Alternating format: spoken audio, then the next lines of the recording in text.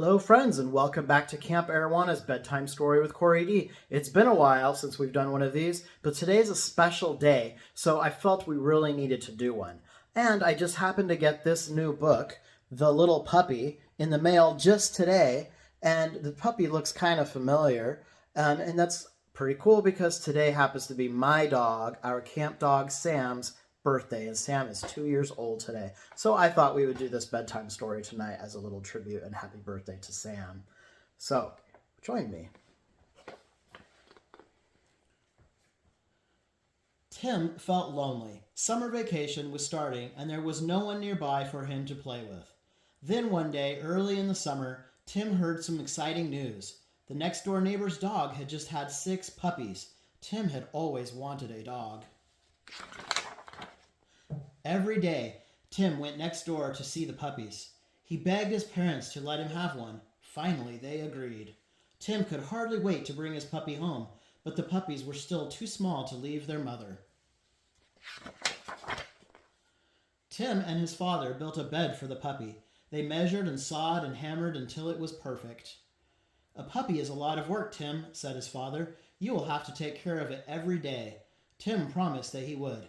Then he painted the puppy's box all by himself. At last, the puppies were old enough to leave their mother.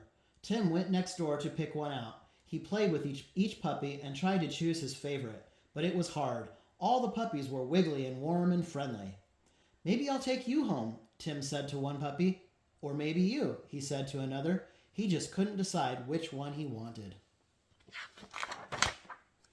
But Tim never did get to choose a puppy because one little puppy chose him. The puppy stretched up to lick Tim's chin. Tim picked him up gently. The puppy wagged his stubby tail. "Now, what will I name you?" wondered Tim. He thought hard. Finally, he said, "You look like Charlie to me." Tim carried Charlie to his new home. Charlie was lonely the first night in his new bed. He missed his brothers and sisters. Tim put a ticking alarm clock in the bed to keep Charlie company, but the puppy still whined and howled. Charlie saw Tim's toy dog laying on the floor. It was just what the lonely puppy needed. He jumped out of bed and dragged the toy into his box. Then he flopped down on its soft back and was soon fast asleep. The next day, Tim took Charlie to see the vet. Dr. McFarland listened to the puppy's heart and gave him a shot to keep him healthy. Charlie didn't bark or cry once. "Good dog," said Tim, and he patted his brave puppy. Charlie soon got used to his new home. He liked to explore all the new things. Tim and Charlie were usually together all day, but once Tim left Charlie alone on the porch, that was a mistake. Charlie sniffed some flowers in a pot and whoops, what a mess. Then the little puppy jumped up on a chair with his dirty feet.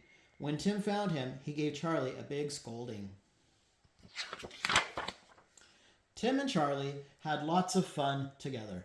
Charlie's favorite toy was a squishy red ball.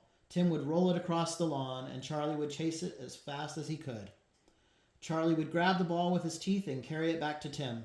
Then the game would begin again. Sometimes, though, Charlie forgot to let go of the ball. Near the end of the summer, Tim visited his grandfather at the lake. Of course, Charlie went with him. They both liked to sit on the dock in the warm sun. Charlie wasn't allowed to go in the rowboat with Grandpa and Tim. "You don't know how to swim," Tim said. "You could come with us next summer." But Charlie couldn't wait that long. Splash! He paddled after the boat. Grandpa pulled Charlie out of the water. The little puppy was wet and shivering. Grandpa dried him off and wrapped him in a soft towel to keep him warm. The puppy was all tired out. The next day, Charlie went along in the rowboat. "He sure fooled us," Tim said. "He doesn't need any swimming lessons." Autumn came and Tim went back to school.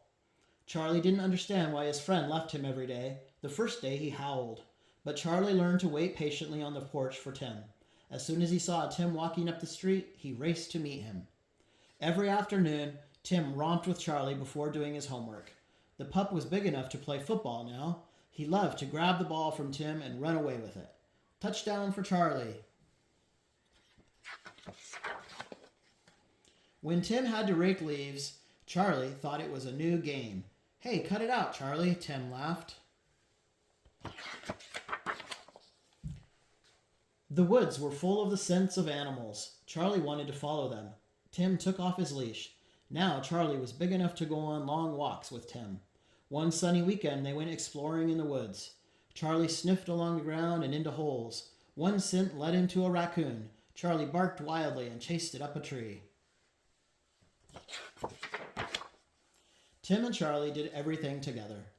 "You're my best friend, Charlie," said Tim. "We'll be friends forever." Charlie looked at Tim and wagged his tail.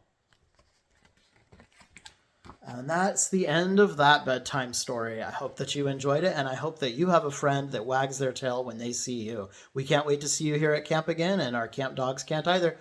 Good night.